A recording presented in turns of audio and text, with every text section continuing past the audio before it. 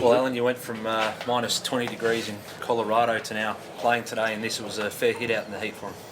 Yeah, no, it was good. It was. It's one of those games where you know it's going to be messy because we're playing against a team that knows what we're trying to do. Obviously, that's the nature of intra-clubs, but no, it was pleasing to get through unscathed. Roddy got a bit of a knock to the head early in the piece, so we weren't going to take any risk with him. But to get through and have a really good hit out and have everyone from this group anyway fit and available for Wednesday fortnight is a really good result. Anyone really impress you? Look, some of the senior guys, Armitage was really impressive. Hickey kicks 3 goals, but it was really pleasing. Dunstan's whole game really. He played. We mixed up the teams. He played inside, played a bit of outside. He was impressive. Billings showed the class that we know that he has in the first half. I thought that Tommy Curran was a really good player for the team that he played on today. So there's some really positive signs there. Alan, has there been a conscious effort to slim Lee Montagna down? He looks, at least from a distance, like he might have lost a little bit of weight. No, not. The reality is that from an overall team perspective, we've looked to run a bit harder. Mindful of the sub rule, we probably is an area that we'd focused on, irrespective of the rule change, that we wanted to get a bit better in terms of our running, and in particular our ability to put defensive pressure on because we were fitter.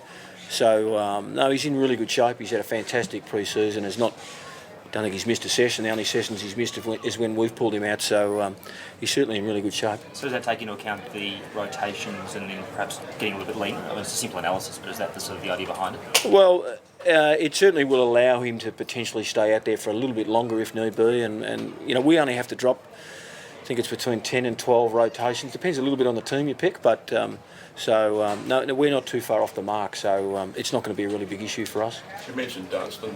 Physically, he looks ready to go, more mature than the average sort of 18-19-year-old. How close will he be? Yeah, no, looks a really mature kid. He was SA captain last year, so that's probably been really good for his development. He's very impressive physically. He's lifting as bigger weights as 3rd and 4th year players, so he's a really powerful guy. We would expect him to be able to play reasonably soon. If it is his form as it was today, if that continues, then there's every chance that he'll play some footy for us early. With Billings, obviously you don't want to push him too hard too early. Is that the situation with him at the moment? Well, Billings comes from a somewhat checkered lead into it. He hasn't played a lot of footy. Even his preparation to joining us over in Colorado was a little bit softer than perhaps some of the other guys, even not just first year players at our footy club, but as I said, he showed his class today. We're going to make sure he's right when it is that he plays. That could be really early. It might take a while, but I would think that he'll play a fair bit of NAB Cup footy, and if it is that his body holds up, then we'd be really excited. Our fans will be really excited to watch him play. Alan, when can we expect to see Roo and Lenny in action during perhaps the NAB Challenge, or? Yeah, no, most definitely. The plan is all going well. No hiccups. That both those boys will play NAB Challenge 2 and 3. So that would be potentially up at Wagga against GWS, and then Port Adelaide over at Alberton. And who are some of the youngsters that we could look out to see for the first time, perhaps in NAB Challenge 1? Oh, look, the guys that we've mentioned, certainly, Billings and Akers will be there in terms of the guys that we've brought into the club this year. Thought Eli Templeton was really impressive today. It would have been hard, I think, for our fans to not that it would be hard to recognise him with his hair, but he was predominantly in the sandy jumper early. He was really impressive today. So rookies can play NAB Challenge, so he's a real chance. Alan, a lot's been made about your draftees, but how much of your improvement this season needs to come from your 3 to 5 year guys like Ross and Nunes and Sipos and Stanley, for you guys to sort of take a step up this season? We have a really significant focus on improvement, development across the board. It's probably typified by our rucks in many ways. We've decided to go young, so we'll support that with a really strong program. Jolly will come in and play a really significant role there. McPhee, Hudson and Gilby as development coaches have got really critical roles to make sure that we fast track these guys, and I'm going to repeat myself, our program will reflect that. But it's a really good point. It's absolutely on the money. If we're going to improve, and that's clearly our plan, then those guys really need to come along quickly.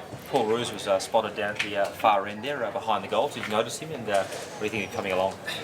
No, I didn't see him, but that makes sense. You go along and have a look. We obviously have them in round 1, and he'd just be coming along to have a look at perhaps who he's going to be coaching against out on the field. But yeah, no, that's par for the course. And your key defensive posts. I guess one area you've got a lot of depth is guys that sort of aren't full backs or centre half backs, sort of the third tall. You've got Wilton, Gilbert, Robert, and Simpkin. Who's going to hold down your key defensive posts this year? Have you sort of got an idea of what your back six might look like? It depends a little bit on the size and the shape of the forward that's playing deeper. But the reality is that Delaney and Bruce have been introduced to the footy club to be able to play in that position.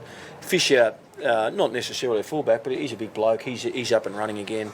Gwilty, is also able to play as a key defender, depending on the matchup. But I think we're going to end up pretty healthy back there. I think we're, last year that was an area that guys had to play out of position. We all admire Dempster. He gets the job done irrespective of size and shape. So I think we're going to be in pretty good shape back there.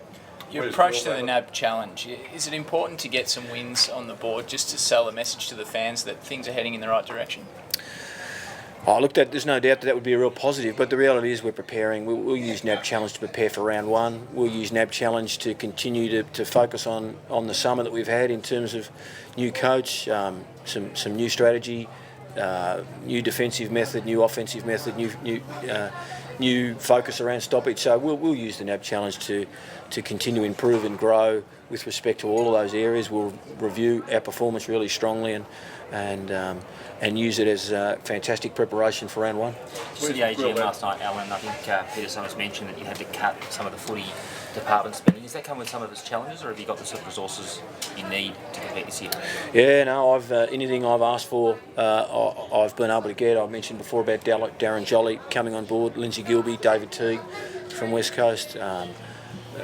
So far, and how we set it up is I go to Chris Pelkin and say, listen, I think this is what we need in our program to go forward. He's certainly as committed, if not more so. He's been here for a while now in terms of the way that we're going to improve. We're going to improve from developing within, and there's nothing that I've asked for or nothing that this program needs that we haven't been able to get.